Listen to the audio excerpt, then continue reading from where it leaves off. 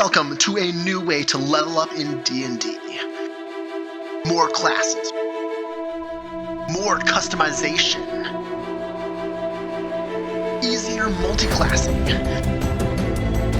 If you are looking for a fun twist to character progression, then you are looking for D&D skill trees. If you'd like to learn more, check the description. Otherwise, on to the video. Hello everyone and welcome back to another DST video. This one will be discussing the Valkyrie. This is another one of the custom classes that I made, mixing some of the old D&D subclass features together to make them kind of added to my system, as well as adding in a bunch of core features that work around this class that I kind of invented while I was building this system. Of course, as you know, I built the system based off D&D, I've incorporated classes from Pathfinder, and I of course incorporated my own classes as well.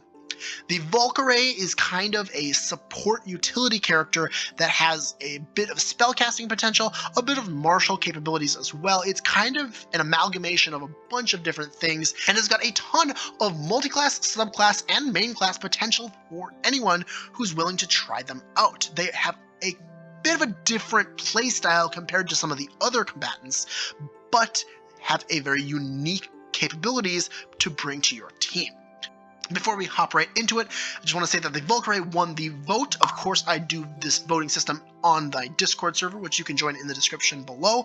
But also, if you want to vote in the comments below, I will check those as well. And one more thing before we hop into it, I just want to bring up the fact that if anybody wants to try out this system, look at any of the things in further detail, by downloading pictures of them on your computer, you can do so in the description as well. I have linked a Google Drive that has everything you need to check the system out. It has all of the sheets for race selection, feats, backgrounds, and all the classes that I've covered so far. Everything there is free, just check the description and you can check it all out.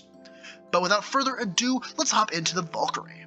This is a D10 hit dice character with wisdom as their major stat, and it is definitely their most important stat for the character itself, but they do use intelligence as their spellcasting stat, which works well with quite a lot of other classes that are intelligence based, like the wizard or the artificer.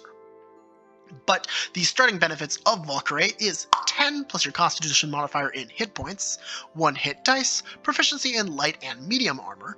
You'll get shields, quarterstaffs, light crossbows, short swords proficiency, as well as proficiency in 2 sets of tools, and charisma and wisdom saving throw proficiency. You then get to choose 2 from Arcana, Medicine, History, Intimidation, Insight, Investigation, Nature, and Religion. And of course, if you're taking Valkyrie as a subclass, your main class, or a multi-class, you'll get the core feature, Valkyrous Form. This is very similar to Rage in a lot of senses, but also has its differences and similarities to Paladin Aura or Crusader Aura in my game's case. It says that you can enter a special empowered state by using your action to spend a Valk point. You will have 2 Valk points that refresh on a long rest, and you will gain more of these Valk points with the +1 Valk feature. Well, in this state, you gain the following benefits. You'll have a flying speed of 50 feet. Your spell save DC gains a +1. Your AC gains a +2. You gain +5 to your reach, and you will generate an aura of empowering energy about you called your Valkyrous Shedding. This area is a cylinder 20 feet around you and 30 feet above and below you. All friendly creatures within this area gain a bonus to their first attack roll every turn equal to your wisdom modifier. This empowered state will last up to 1 hour, but it will end early if you don't maintain it on your turn. For now, you can use your action to maintain Valkyrous Form, but you'll gain more ways to maintain it with more nodes in Valkyrie. If you don't maintain your Valkyrous Form and fall out of it for any reason, you cannot enter back into it for 1 minute. So a lot of things to break down here before we move into the rest of the class. This is the core feature. The Valkyrie kind of is focused around the sense that your action is already taken up by maintaining Valkyrie's form. And so the whole class is going to be featured around getting things that either maintain your Valkyrie's form and do something else for your action, or use your bonus action to do things on your turn. And you'll see a lot of different ways in which your bonus action can be used for these things. But for now, let's talk about the other features that the Valkyrie's shedding produces. The Valkyrie's shedding is just like the Crusader, an aura about you that kind of covers an area.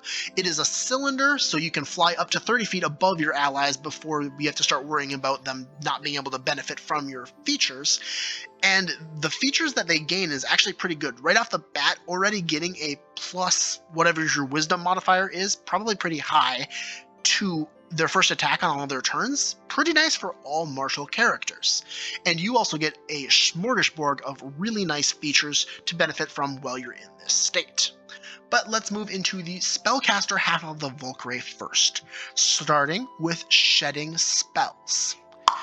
This is a bit of a more complicated spellcasting method, but it is basically just the cleric spellcasting with a few extra bonuses. It says that you gain access to the cleric spell list, a +1 to your caster level, and then you'll learn 2 cantrips. You are a prepared spellcaster, able to prepare 4 spells of a level you can cast from any spell list you have access to after completing a long rest. And the number of prepared spells will increase with a plus #prepared spells feature. You will also gain access to 1 other spell list of your choice. Of your choice, meaning it can be literally any other class spell list. You want to be wizard, sorcerer, warlock, anything you want. But you can only cast spells from the chosen list while in your Valkyrie's form. And you'll still need to prepare those spells from that list to cast them as well. So basically, between those 4 spells that you have prepared, you could pick all of them from that special extra list or none of them, but you'd still only be able to cast the ones from that special list while you're in your Valkyrie's form. In general, a pretty nice spellcasting feature, although keep in mind that Valkyries are kind of more of a half caster than a full caster, so you're never going to get super high level casting. Unless, of course, you multiclass into a full caster and benefit from those features as well. We can then grab an ability score improvement over here, and then let's go far left here to start out with Frosty Protection. This says that creatures of your choice within your Valkyrie's shedding gain temporary hit points at the start of your turn equal to half your nodes in Valkyrie, which right now is just 2, but of course will increase the more levels you take in Valkyrie. So notably, this is basically just the Twilight Sanctuary feature from the Twilight Cleric. This is another one of those features that I just kind of wanted to slip into the overall system, but couldn't really find a place to put it on the actual cleric, so it is here. But in general, it is slightly nerfed, but still very powerful feature that allows you to top up all your teammates with a bit of healing every turn. Next, we'll grab a +2 to our caster level. We can then grab Angelic Maneuvering, which says that while in Valkyrie's form, your flying speed increases to 80 feet, which is a really nice fly speed to have already, only at late level 3. If you just gun it here, of course. We can then grab Vigilant Rebuke. This says that you've learned to chastise anyone who dares wield beguilements against you and your wards.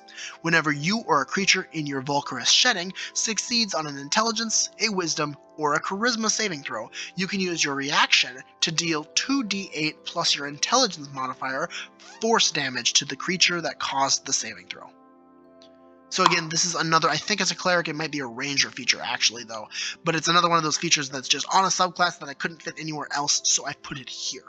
There is of course more Valkyrie based abilities coming up as we continue though, starting with another +3 to our prepared spells, another +2 to our caster level, and then the feature that really allows you to actually start being a spellcaster as while you're in your Valkyrie's form, that being Casting Rendezvous. This says that you can spend a Valk point to cast a spell with the casting time of 1 action as a bonus action from any location within your Valkyrie's shedding.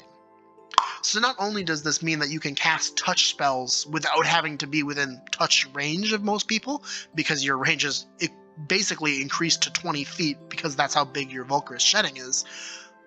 But notably, this means that you can now cast things as a bonus action.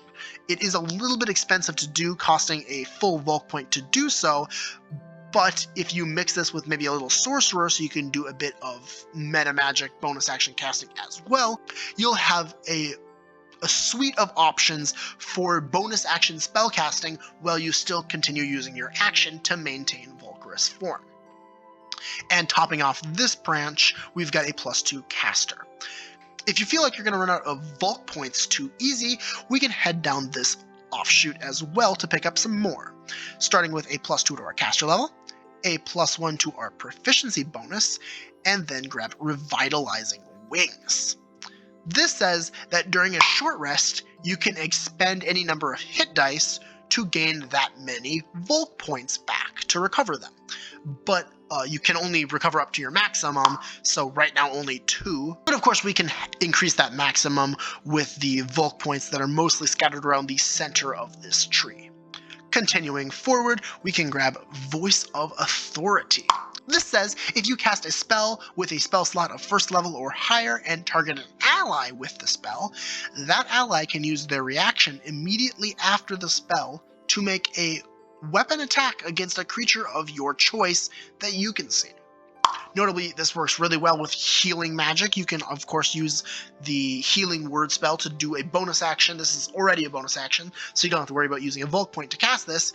Heal your ally, and while you're healing them, grant them a reaction attack, which is pretty nice. Next, we'll grab another +2 to our prepared spells. We can grab a feat over here, and then grab Reflective Shedding. This is a fun, slightly defensive feature, but it says that when a friendly creature within your Valkyrie's shedding uses their reaction, they may roll a d6. On a 5 or a 6, they regain their reaction, and each creature may only use this feature once per round.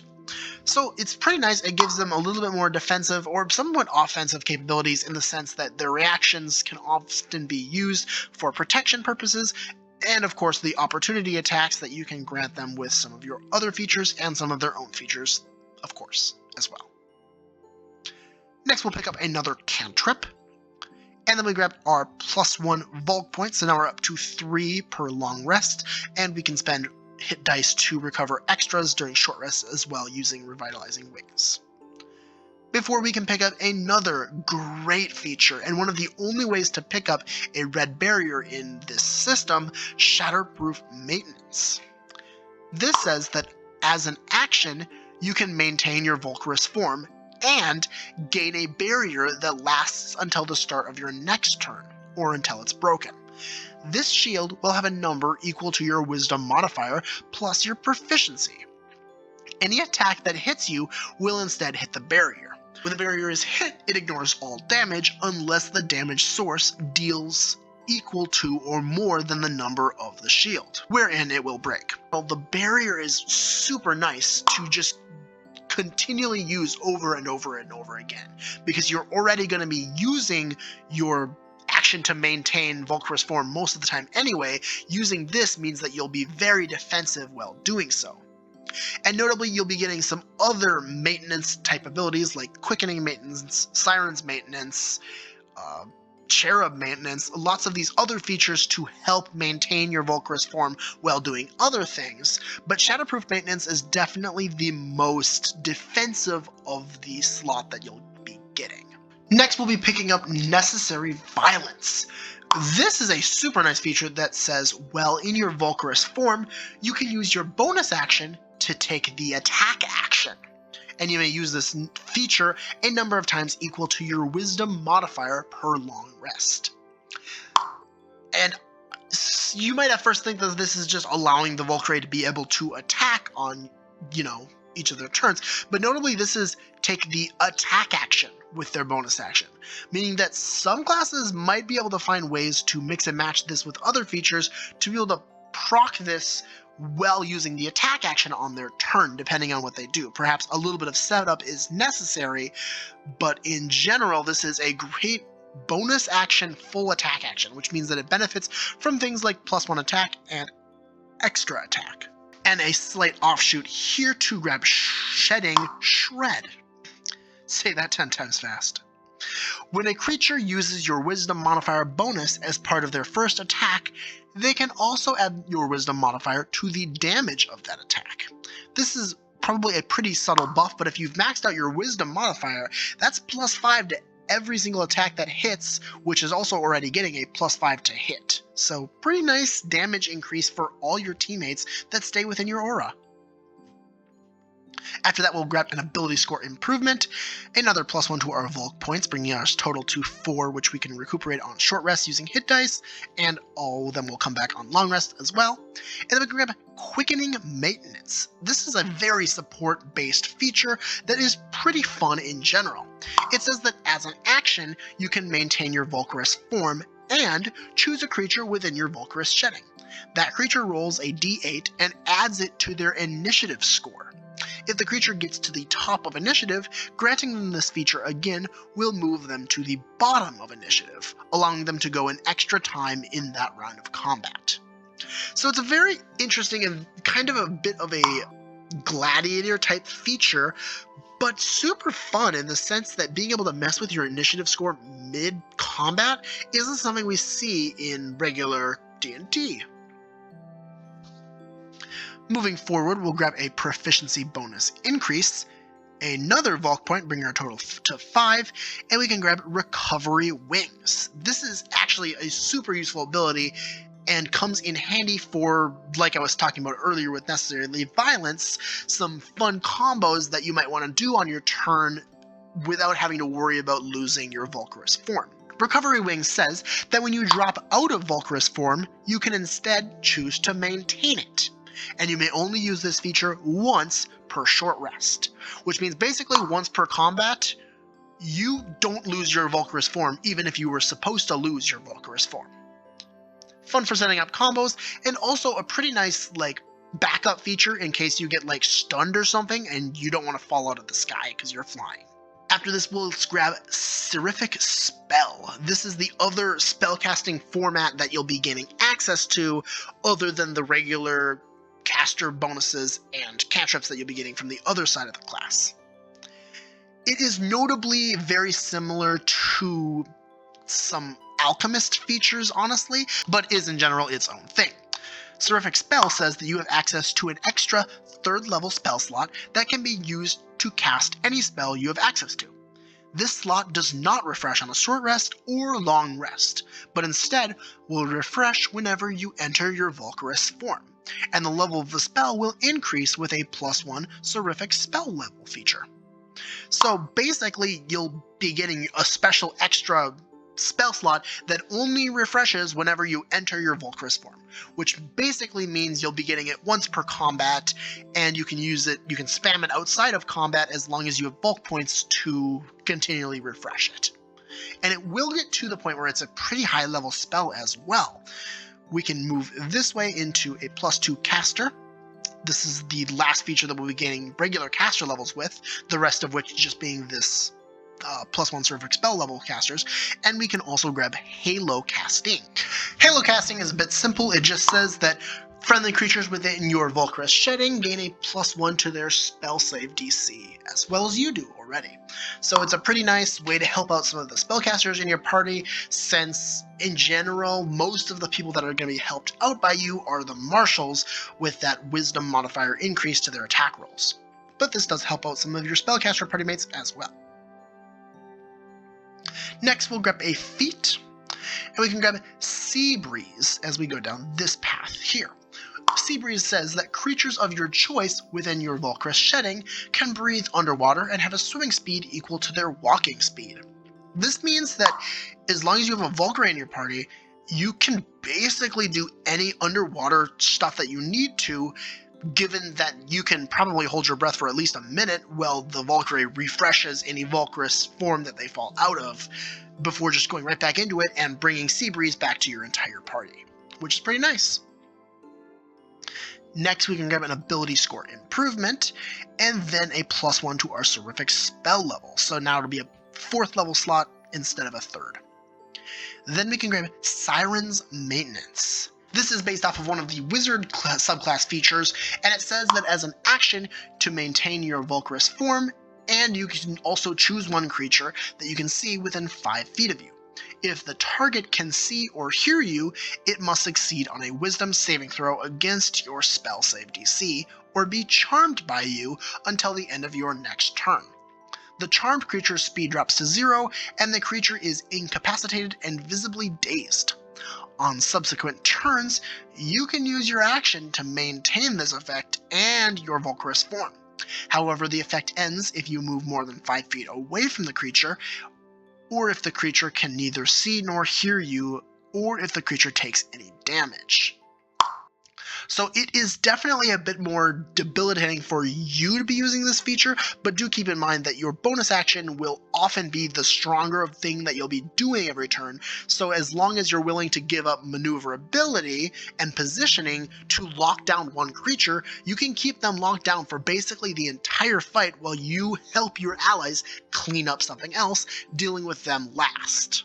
Next, we'll grab a proficiency bonus increase over here, finishing off that path and leading to our final right-hand path here with Radiant Light.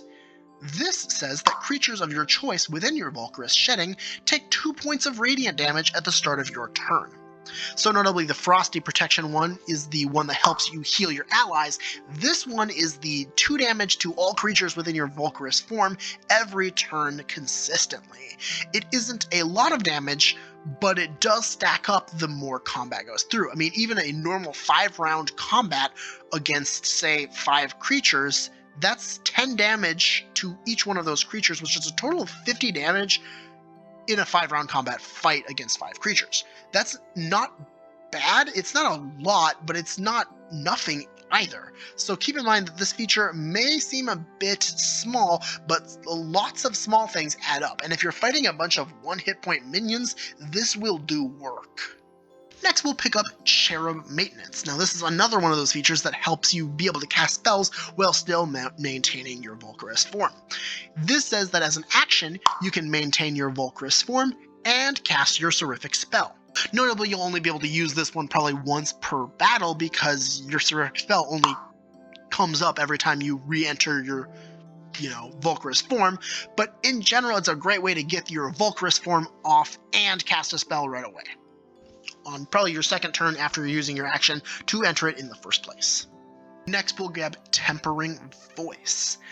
This says that when you cast a damaging spell, you may heal a creature within your Valkyrie's shedding for an amount equal to the level of the spell you cast times your proficiency bonus. This isn't necessarily a ton of healing, but it will stack up the more you use it. Keep in mind that it's every single time you cast a damaging spell, just a little pop of heal for whoever's in your Valkyrie's shedding to just help them out a little bit. This is actually one of the best support characters for just giving small incremental amounts of health to all your party members pretty much constantly, with things like the Frosty Protection, Tempering Voice, and another feature we'll be picking up later. They're pretty good at just topping up their allies' health constantly.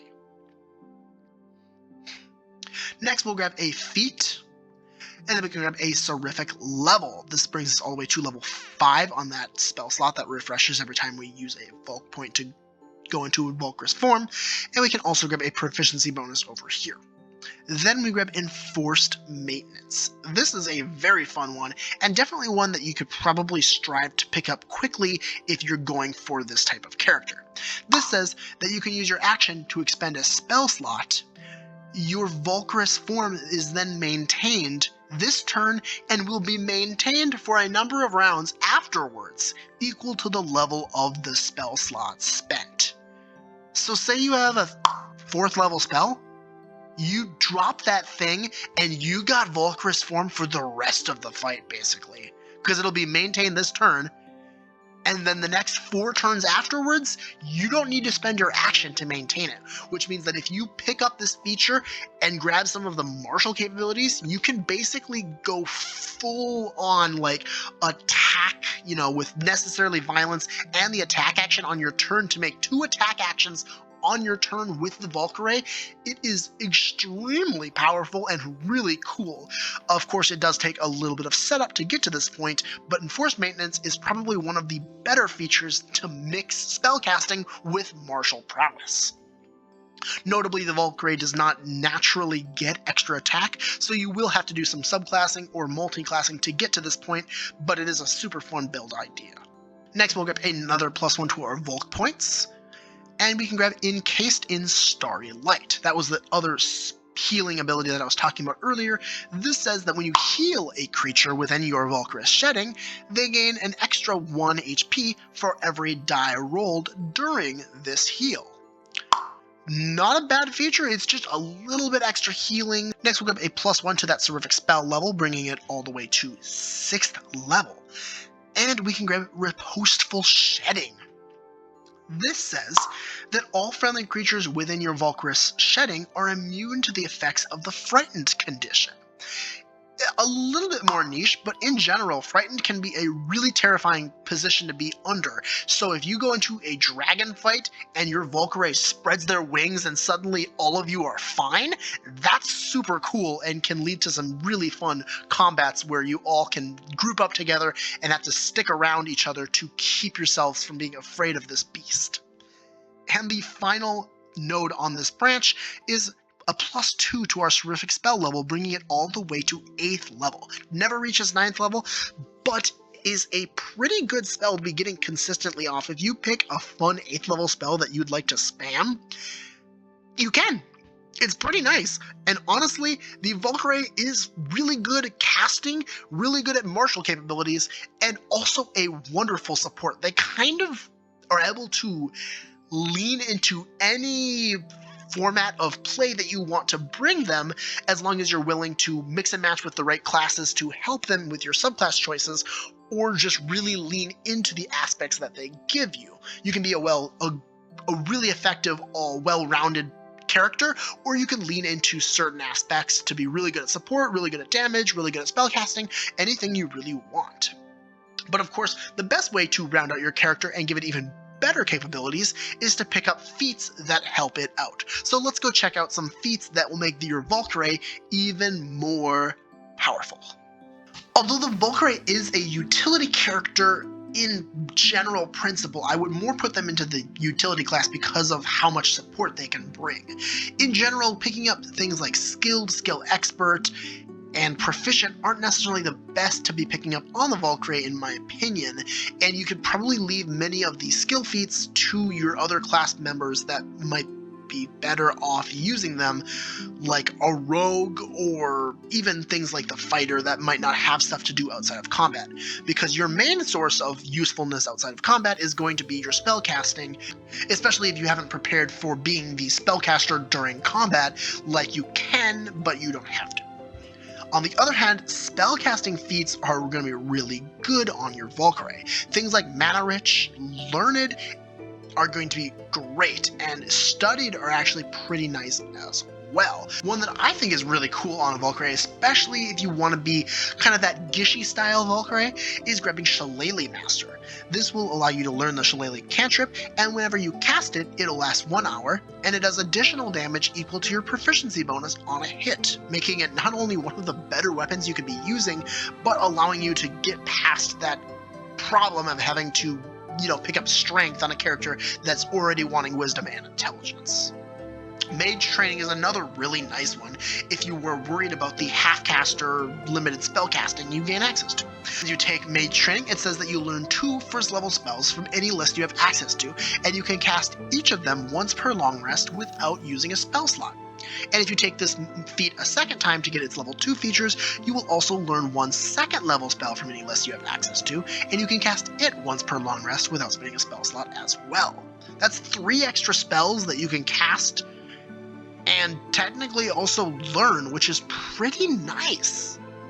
Some other initiate feats that will help out with your spell collection is Wizard Initiate, giving you 2 more cantrips from the Wizard spell list, and 2 first-level spells that you can cast each once per long rest without using a spell slot. Very similar, again giving you a little bit of extra spell casting potential, which is pretty nice. Warlock Initiate also gives you things like this, giving you a first level spell slot, which recovers on a short rest, and then the more times you take it, the higher this slot becomes, and eventually you'll get 2 of them. I of course can't talk about the Initiate feats without going over Valkyrie Initiate itself. Honestly, a pretty good spellcasting type feat. It says that you can cast Featherfall at will, and you can cast Fly on yourself only once per long rest. This is a really nice way to gain flight on any character at level 1, again using Valkyrie, but in a slightly different manner. But in general, Featherfall is really nice to just be like, okay, anytime I'm worried about us taking fall damage, I got Featherfall. It's just 1 feet away. Just in general, a great choice. Commander Initiate is also pretty nice, giving you something else you can do with your bonus action if you can't use anything else because you're either out of resources or you just can't do anything else with your bonus action at the current moment. It says that you can use the help action as a reaction or a bonus action from up to 30 feet away. So basically giving you something you can do with your bonus action if all your resources are already spent. Honestly, the Valkyrie benefits a lot from these Initiate feats. Let's also take a look at Investigator Initiate. This says select a source of points that you've been given or select your clue total as an investigator. You gain proficiency bonus extra points to that total. Valk points are points, so picking up extra ones of these allows the spellcaster route of the Valkyrie to be spammable a lot more often because you'll have a ton extra of your Valk points to spend for bonus action casting potential. And the final feat that I want to talk about is Sage. I think this actually works really well with the Valkyrie playstyle. It says that during combat, if you do not make an attack or cast a harmful spell on your turn, your proficiency bonus increases by 1 until the end of a turn where you cast a spell or take an attack action. And then you can take it a second time to gain its level 2 benefits to say you have a pool of 3 Sage points, which can be recovered on a long rest. You can spend any number of Sage points whenever you add your proficiency bonus to a roll, or whenever a creature makes a roll against a DC that uses your proficiency bonus. For every point spent, increase your proficiency bonus by 2 for 1 round. And then if you take this a third time, you'll regain your Sage points on a short rest instead of just a long rest. But in general, that first level feature of Sage is actually what I want to talk about most. Because most of what you're going to be doing on your turn is using spells to buff your allies or maybe bonus actions to, call the help action for your allies if you've got like Commander Initiate, your main focal point is going to be these maintenance abilities that also grant you other capabilities, which isn't typically taking the attack action or casting a spell that's harmful, meaning that you can actually build up your proficiency bonus quite a bit throughout combat, and then unleash some sort of devastating attack on one of the remaining enemies that they're almost definitely not going to be surviving because your proficiency bonus has been increased by like +3 or something as the battle has commenced. And that could be kind of a cool idea. I actually really like Sage on the Valkyrie specifically because you don't really need to sacrifice much to use the ability because you already kind of are not really being the attack type character in combat. In general, I think Valkyrie is actually a really cool and unique class, a lot more unique than many of the other classes that have been talked about, especially recently, as we've been going over more set in stone and tried and true methods. This is a more weird and definitely a new playstyle that people will have to get used to if they want to try it out. But I do think it is pretty powerful, especially if you can get past the thing in your mind that's going, oh, I'm not using my action on anything useful on my turn. That's terrible. But it's not terrible because the class has been built to allow it to be useful. Nonetheless, we can move into the votes for the next class we'll be talking about. Again, you can vote on these in the comments below or in the description. I have my Discord linked. But the options we can be checking out are the cleric. This is your classic D&D healer character that uses divine magic to fight against evil. Or we can check out the gladiator, another newer type class that I made that is all about spending your initiative to gain bonuses while you fight. Or we could check out the Chieftain. This is based off of the Pathfinder Summoner class and basically allows you to create this psychic clone or psychic body that fights alongside you and buff it in special ways. It's very similar to Trainer and Echo Knight in general, but is also a fun martial class that we can check out. But that is all I have for this video. Thank you guys for watching, and if you did make it all the way here, I enjoyed your company. I hope that you subscribe and like the video to help me make more of this content, and in general, I hope that you have a wonderful rest of your day. Goodbye.